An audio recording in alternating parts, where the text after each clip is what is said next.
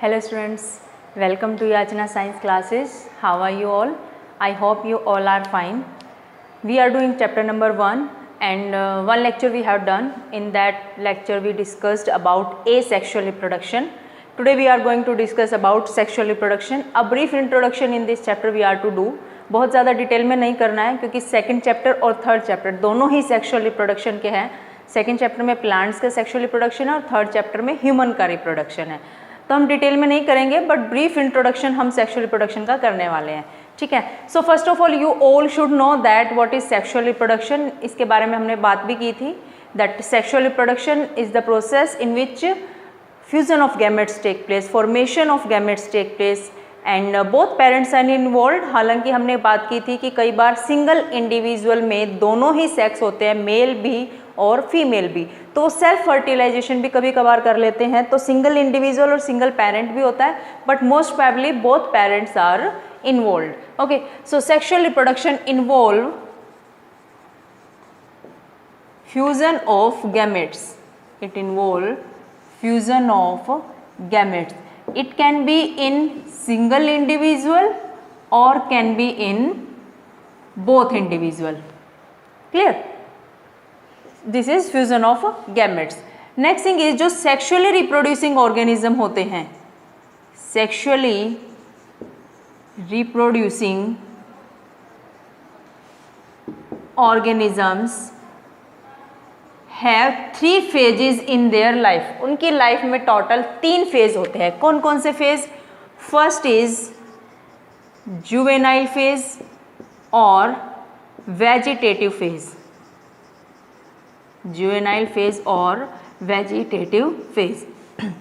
Second is reproductive phase. Reproductive phase. And third one is senile or maturity phase. See, if we talk about animals, then juvenile phase word is given, juvenile phase name is given, that before they become sexually reproducing, mature, before they become able to reproduce, then that phase is known as juvenile phase. If we talk about plants, then vegetative phase when no flowering are there, flowering होने से पहले जो उनकी life cycle है वो vegetative phase है. Second is reproductive phase when the organism is capable of reproduction, can increase its population, can give birth to young ones, that is reproductive phase. Next is senile phase और maturity phase means बुढ़ापा आ गया, बूढ़ा होने वाला organism, तो वो कौन सा फेज हो जाएगा? मैच्योरिटी और senile phase. ठीक है. बट हमें बात मेनली किस फेज की करनी है? रिप्रोडक्टिव फेज की. If you talk about both plants and animals, firstly plants are there and here animals. इनके रिप्रोडक्टिव फेज की हम बात करते हैं. ठीक है. प्लांट्स कैन बी मोनोकार्पिक और plants can be polycarpic. Clear? Monocarpic plants are those plants which flowers once in their life, which flowers once in their life. जो अपनी पूरी लाइफ में एक ही बार फ्लावरिंग करते हैं, एक ही बार फ्रूटिंग करते हैं, वो कौन से प्लांट होते हैं? Monocarpic plants. Next is polycarpic plant, the plants which can flower more than one time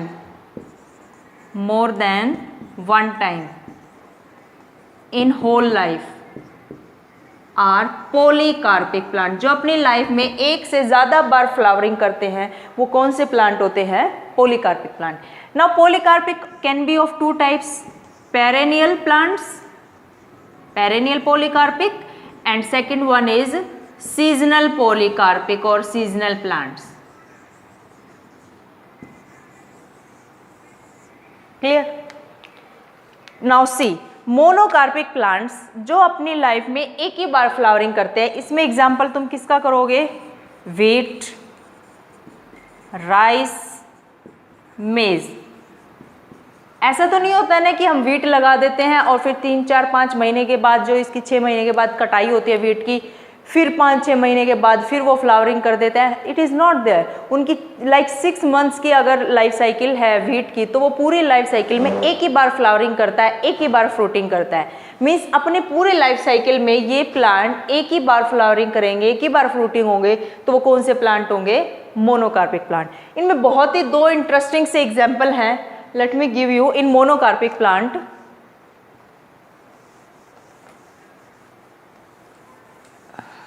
C monocarpic plants में first example of bamboo. Many bamboo species flowers in 50 to 100 years of their life. 50 से 100 साल में वो एक बार flowering करता है bamboo plant, and then die, flowers and then die. सोचो इसकी भी क्या लाइफ है, पूरी लाइफ में 50 से 100 साल में एक बार उसको मौका मिलता है फ्लावरिंग करने का, और फ्लावरिंग करने के बाद वो मर भी जाता है।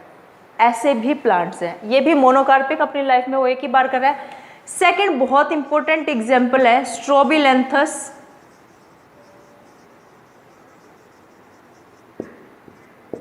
कुंथियाना। स्ट्रोबिलैंथस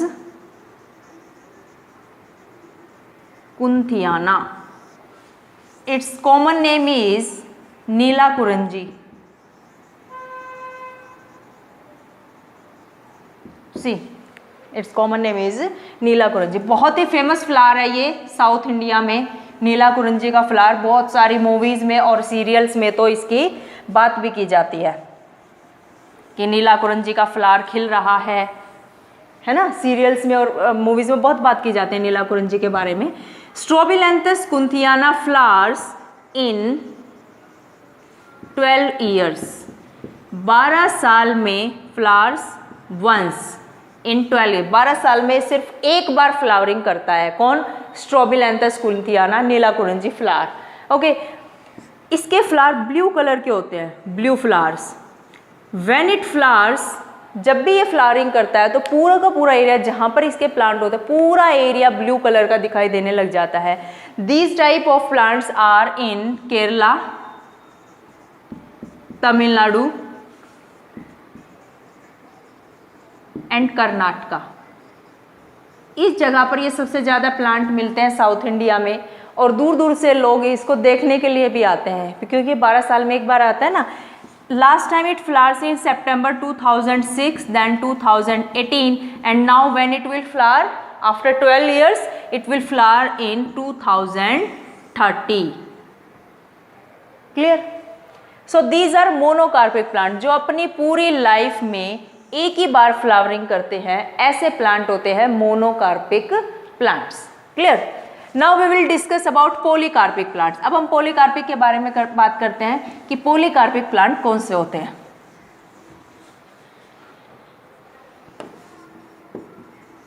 polycarpic plants, these plants flowers more than one in their life. What more than one? Flowering more than one in their life. अब ये 2 टाइप के हो जाते हैं, एक तो पेरेनियल और एक seasonal. Now what are perennial polycarpic plants? Those which flowers, they flowers many times in their life. Flowering करते रहते हैं, करते रहते हैं, करते रहते हैं, ठीक है, पूरी life. For example hibiscus, China rose is there. Hibiscus जो प्लांट है, जब भी देखोगे फ्लावरिंग करता रहेगा, 1 साल में बहुत बार करता रहता है, करता रहता है। ऐसे प्लांट हैं perennial polycarpic plant. Next is seasonal plant. Seasonal plant कैसे होता है? उनका एक सीजन आता है पर्टिकुलर। लाइक एग्जांपल इसमें मैंगो का होगा कि एक पर्टिकुलर सीजन आता है जब तुम्हें मैंगो के फ्लावर दिखते हैं, मैंगो के फ्रूट दिखते हैं। ऐसा नहीं है कि हर मंथ तुम्हें मैंगो के फ्लावर दिखते रहेंगे, फ्रूट मिलते रहेंगे। It is not there.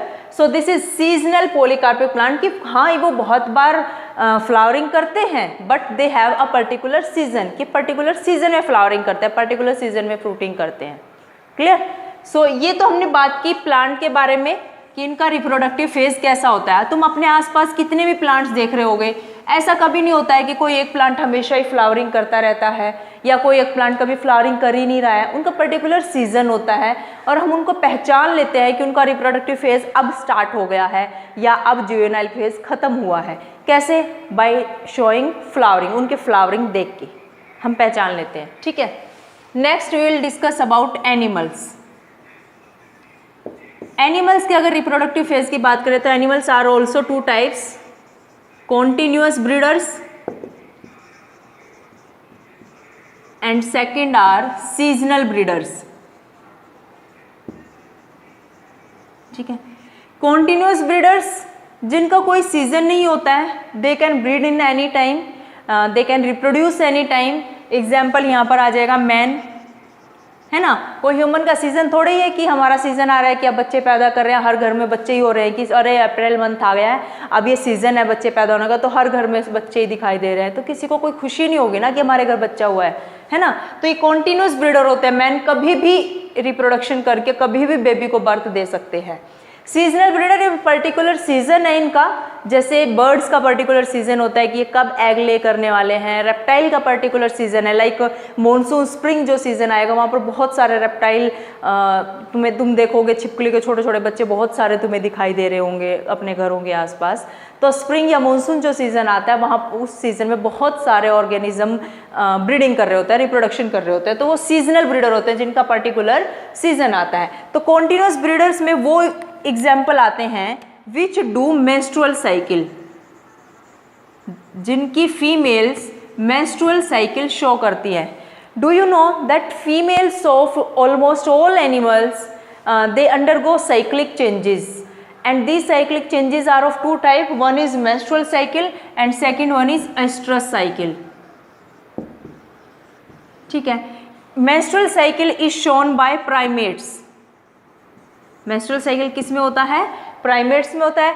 estrus cycle is shown by non primates, ये non primates में होता है। ठीक है, you are to learn these differences। now what are primates? primates के अंदर कौन कौन आता है? like man, chimpanzee, orangutan, these are example of primates. Mammals की टाइप है ये, मैमल्स होते हैं, primates and non primates. Non primates में you can learn like cow, dog, cat, rat etcetera. इनके अंदर एस्ट्रस साइकिल होता है। In menstrual cycle bleeding takes place, menstrual cycle में ब्लीडिंग होती है, but in oestrus cycle no bleeding, इसमें कोई ब्लीडिंग नहीं होती है। But female also go cyclic changes, female की बॉडी में, यूट्रस में भी, रिप्रोडक्टिव सिस्टम में साइक्लिक चेंजेस होते रहते हैं। वही एस्ट्रस साइकिल है और वही मेंस्ट्रुअल साइकिल है। ठीक है, तो एक तो ऐसे ऑर्गेनिज्म जो कॉन्टिन्यूस ब्रीडर है वो कौन है? मेंस्ट्रुअल साइकिल की each month they will release an egg, एक एग रिलीज होगा, उसकी फर्टिलाइजेशन होगी, फ्यूजन होगी स्पर्म के साथ, तो एक नया ऑर्गेनिज्म बन जाएगा। ठीक है, एस्ट्रस साइकिल में क्या होता है? कई बार तो एस्ट्रस साइकिल पूरे ईयर में एक ही बार एस्ट्रस साइकिल आता है किसी ऑर्गेनिज्म के अंदर। किसी ऑर्गेनिज्म में एक सीजन में, जो लाइक विंटर सीजन है उनका ब्रीडिंग का, उस विंटर सीजन में 4-4, 5-5 एस्ट्रस साइकिल आ जाते हैं। ठीक है, तो ये दो तरह के जो है एनिमल है, कॉन्टिन्यूस ब्रीडर और seasonal breeders. Clear? Now we will do events in sexual reproduction. Sexual reproduction में क्या क्या इवेंट्स होते हैं, क्या क्या चीजें होती हैं? Events in sexual reproduction, total 3 events are there in sexual reproduction. First one is pre-fertilization events, second is fertilization, third one is post fertilization events।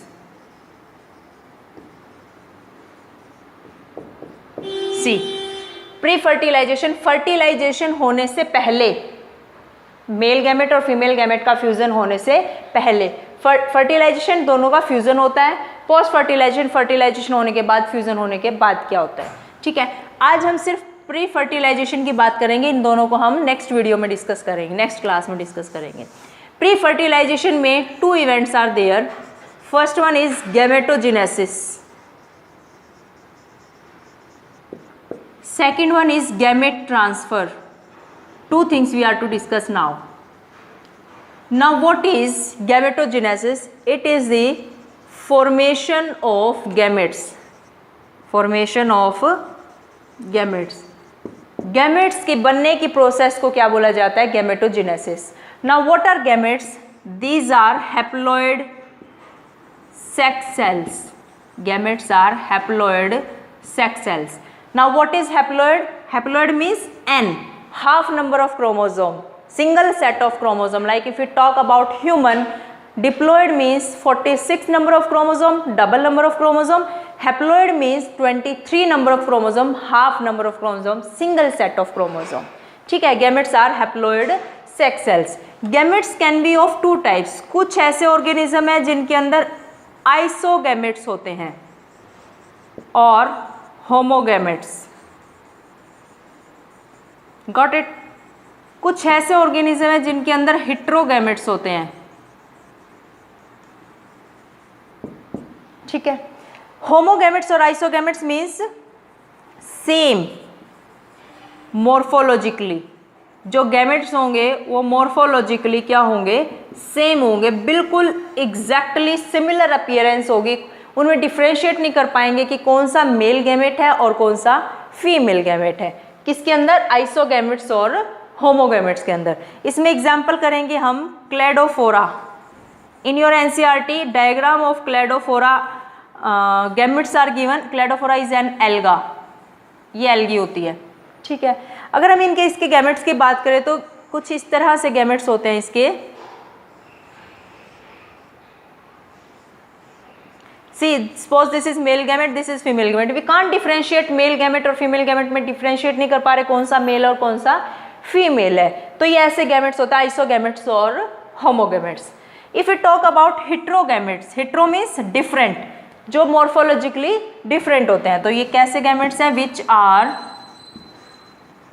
morphologically different means easily we can differentiate between male gamete and female gamete. हम बता सकते हैं male gamete है, ये female gamete है.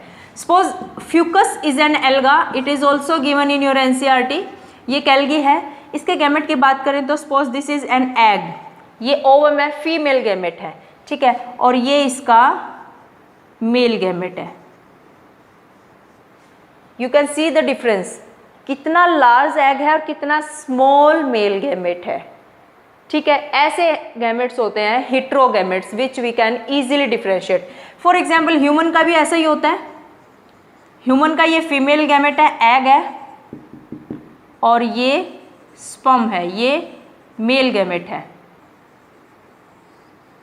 Like this. So you can differentiate between male gamete and female gamete. These type of gametes are morphologically differentiate. Easily we can differentiate between these two. And ऐसे gametes को बोलते हैं heterogametes. Clear? Male gamete को नाम दिया जाता है. Male gamete can be called as anthrozoid or sperm. Clear. And female gamete बोलते हैं ओवम और egg. Clear. I hope it is clear up to now. Next topic is, हम gametogenesis कर रहे हैं. गैमेट ट्रांसफर को बाद में डिस्कस करेंगे. तो अभी हमने गैमेटोजेनेसिस में गैमेट्स को देखा कि गैमेट्स कैसे होते हैं, कितने टाइप के होते हैं. Now we will discuss about sexuality. Sexuality in organisms means in lower classes you discuss about the thing that in some plants one flower is there and उसी flower में मेल पार्ट भी है, female part भी है. ठीक है. एक ऐसा फ्लावर है जिसमें सिर्फ मेल पार्ट है और फीमेल पार्ट के लिए दूसरा फ्लावर है. ओके. ऐसे ही कुछ एनिमल्स भी होते हैं जिसके अंदर मेल रिप्रोडक्टिव स्ट्रक्चर भी है, फीमेल रिप्रोडक्टिव स्ट्रक्चर भी है. Suppose this is earthworm. ये एक अर्थवॉर्म है, इसके अंदर मेल रिप्रोडक्टिव पार्ट भी है, फीमेल भी है. यानी कोई मेल अर्थवॉर्म अलग नहीं है, फीमेल अर्थवॉर्म नहीं है. एक ही इंडिविजुअल में दोनों मेल और फीमेल रिप्रोडक्टिव पार्ट है. ठीक है. बट ऐसा भी ऑर्गेनिज्म है, ये अकेला एक कॉकरोच है, ये अकेला एक कॉकरोच है, मीन्स ये मेल कॉकरोच है, फीमेल कॉकरोच है, दोनों इंडिविजुअल अलग है, दोनों के सेक्स पार्ट भी अलग है, ठीक है। तो इसी के बेस पे हम सेक्सुअलिटी को डिस्कस करेंगे। If you talk about plants, if you talk about plants, पहले हम प्लांट्स की बात करते हैं। प्लांट्स कैन बी यूनिसेक्सुअल और can be bisexual. It is also known as unisexual, also known as dioecious. Maybe spell is not correct dioecious की. Or it can also be known as heterothallic. तीन नाम है ये. Bisexual also known as monoecious or can be known as homothallic. Now see what are these. Plant unisexual भी हो सकता है. Uni means single, sexual means sex, means male and female reproductive structures, male and female reproductive structures are present on different plant. Male reproductive structure दूसरे plant पे होगा, female reproductive structure दूसरे plant पे होगा. मीन्स ये papaya का plant है, ये मेल प्लांट है, इस पे सिर्फ मेल फ्लावर्स होंगे. ये फीमेल प्लांट है, इस पे सिर्फ फीमेल फ्लावर्स होंगे. ऐसे प्लांट होते हैं यूनिसेक्सुअल प्लांट जिसमें सिंगल सेक्स होता है. तो एग्जाम्पल इसमें किसका डालोगे तुम? Papaya, date palm. ये ऐसे प्लांट है जिनमें मेल रिप्रोडक्टिव पार्ट अलग प्लांट पे है, फीमेल रिप्रोडक्टिव पार्ट अलग प्लांट पे है. इसीलिए डायोशियस भी बोलते हैं, हिट्रोथैलिक भी बोलते हैं. ये हिट्रोथैलिक वर्ड यूज किया जाता है in case of you know that fungi में भी. हिट्रो मीन्स डिफरेंट थैलस, अलग अलग थैलस पे मेल पार्ट है, फीमेल पार्ट. ब्रायोफाइट्स में भी ऐसा यूज होता है. जैसे मार्केंशिया होता है, ये मेल मार्केंशिया, ये फीमेल मार्केंशिया. इस पे मेल रिप्रोडक्टिव पार्ट होगा, इस पे फीमेल रिप्रोडक्टिव पार्ट होगा. ठीक है. If you talk about bisexual, bi means two sex, means male and female reproductive structures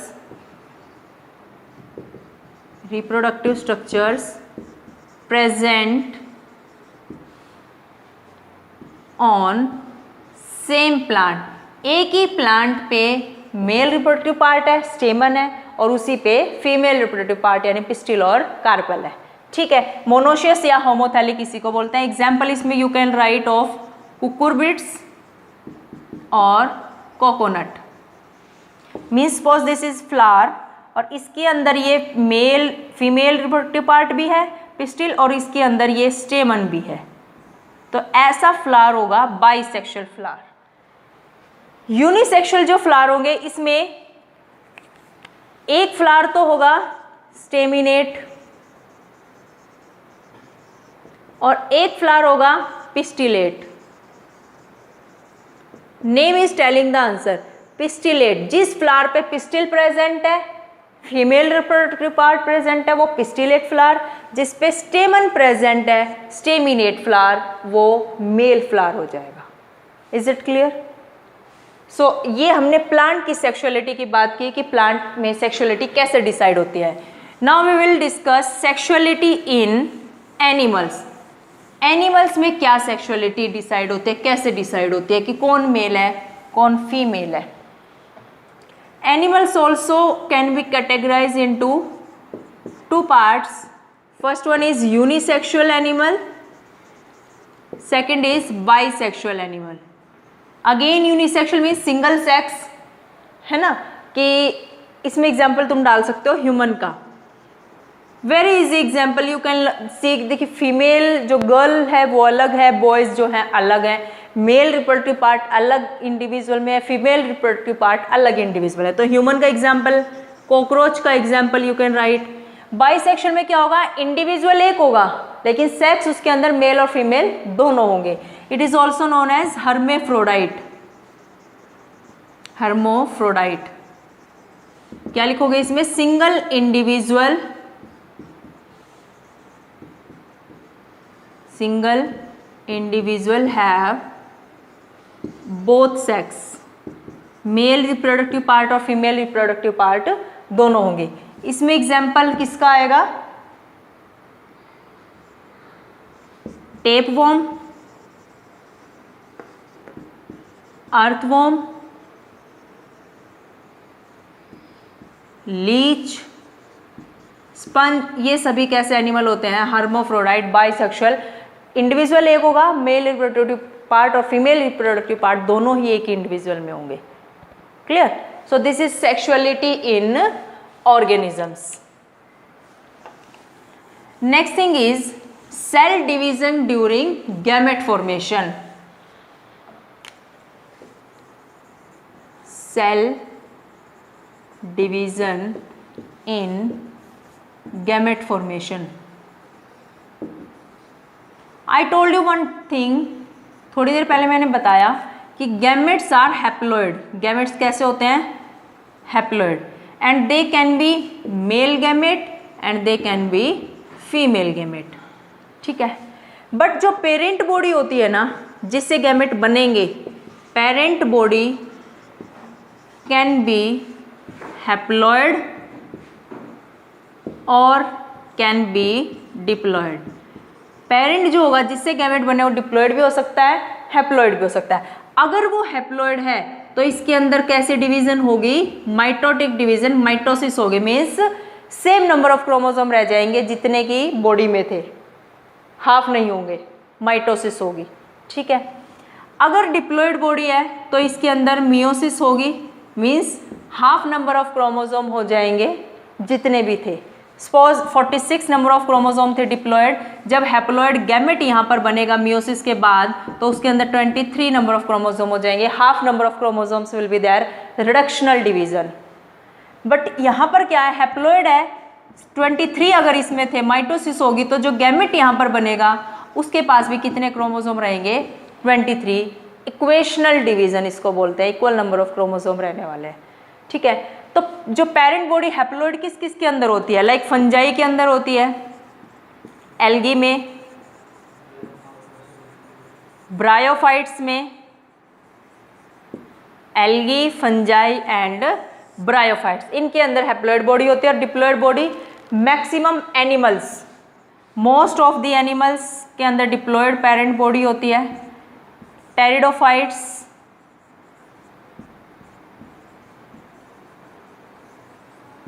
gymnosperm,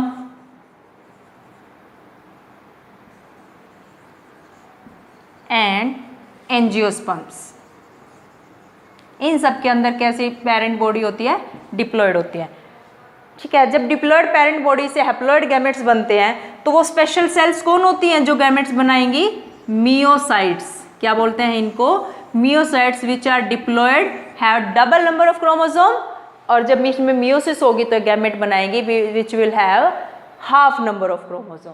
clear? So this is cell division in gamete formation. Now last topic for today, gametogenesis हमने कर लिया है। Now we will do gamete transfer.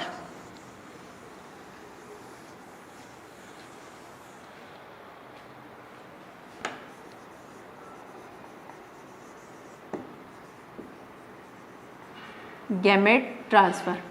अब gamete बना तो लिए हैं, अब इनकी ट्रांसफ़र होनी चाहिए। मीन्स मेल ने अपना गैमेट बना दिया, फीमेल ने अपना गैमेट बना दिया है। फर्टिलाइजेशन करने के लिए इनको ट्रांसफ़र करना पड़ेगा। Physically they should become in contact. If you talk about lower organism, lower plants की अगर हम बात करें या लोअर ऑर्गेनिज्म की बात करें, सी कौन कौन? फंजाई है, algae, bryophytes. They need water as medium to transfer gametes.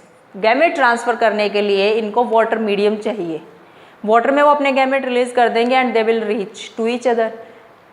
ज़्यादातर स्पीशीज़ के अंदर मेल गैमेट जो होता है मोटाइल होता है, फीमेल गैमेट जो होती है वो स्टेशनरी होती है। Mail gamete is motile, female gamete is stationary. But कुछ ऐसे फंजाई और कुछ ऐसे एल्गी हैं जिसमें दोनों के दोनों गैमेट कैसे होते हैं? मोटाइल होते हैं, बट बहुत कम है ऐसे। ठीक है। तो मेल गैमेट मोटाइल है, फीमेल गैमेट स्टेशनरी है। तो मेल गैमेट को फीमेल के तक पहुंचना है क्योंकि वो तो फिक्स है। मेल गैमेट को कोई मीडियम चाहिए जाने के लिए, जैसे वाटर मीडियम है, वाटर में रिलीज कर देते हैं।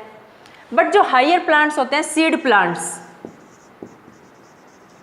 लाइक इन एंजियोस्पर्म्स, इनके अंदर क्या होता है, एंजियोस्पर्म में जो मेल गैमेट होगा it is present in pollen grain. ये किस में प्रेजेंट है, पोलन ग्रेन्स में, ठीक है। बट जो फीमेल गैमेट होगी, female gamete is present in ovule. वो किसके अंदर प्रेजेंट है, ओव्यूल के अंदर प्रेजेंट है। तो pollen grain is release from the anther. Pollen grain किसके ऊपर है, एंथर के ऊपर है। और ये जो ओव्यूल है ये कहाँ पर है, it is present in ovary. Pollen grain from anther it has to reach to pistil. इसको कहाँ पहुंचना है, पिस्टिल में। ये पिस्टिल है, ये इसका कौन सा पार्ट है, stigma. Now see one time, दोबारा देखो। Male gamete is present in pollen grain. Pollen grain anther पे प्रेजेंट है, तो pollen grain has to reach from anther to the stigma. Pollen grain को एंथर से स्टिग्मा पर जाना है। इस प्रोसेस का नाम क्या है, पोलिनेशन। और क्यों जाना है, क्योंकि पोलन ग्रेन के पास क्या है, मेल गैमेट। इसको कहाँ पहुंचना है, फीमेल गैमेट तक पहुंचना है। तो pollen grain is carrying male gamete, it has to transfer from anther to the stigma. The process is known as pollination. अगर तो सेम फ्लावर के अंदर है ये, सी अगर सेम फ्लावर के अंदर मेल पार्ट भी है, फीमेल पार्ट भी है, तो इसको किसी चीज़ की ज़रूरत नहीं, एंथर से यहाँ स्टिग्मा तक पोलन ग्रेन पहुँच जाएगा। ये सेल्फ पोलिनेशन होता है। बट अगर स्टेमिनेट फ्लावर है, पिस्टिलेट फ्लावर है, यानी एक फ्लावर के अंदर तो पिस्टिल है और दूसरे फ्लावर के अंदर एंथर है, तो इस एंथर से स्टिग्मा तक पहुंचने के लिए इसको डिस्टेंस कवर करनी है। और डिस्टेंस कवर कराने में कोई एजेंसी हेल्प करेगी। That agency can be wind, can be water, can be insect. Wind, water, insect कोई भी, मतलब इसको यहाँ से यहाँ पहुँचा देगा। इस तरह से गैमेट का ट्रांसफ़र हो जाएगा। इन सब चीज़ों को हम नेक्स्ट सेकंड चैप्टर में बहुत ही ज़्यादा डिटेल में पढ़ने वाला है। यहाँ पे तुम्हें ब्रीफ इंट्रोडक्शन याद रखना है कि गैमेट का ट्रांसफ़र होता कैसे है। Clear? I hope all the things which I discussed today all are clear to you. You read it from NCERT. बगैर NCERT के चीज़ें क्लियर नहीं होंगी. You are to read it from NCERT properly. Revise it. So in our next class, some things are left of that events in sexual reproduction. Fertilization बचा है, post fertilization बचा है. इन दोनों के बारे में हम नेक्स्ट क्लास में डिस्कस करेंगे. Thank you everybody.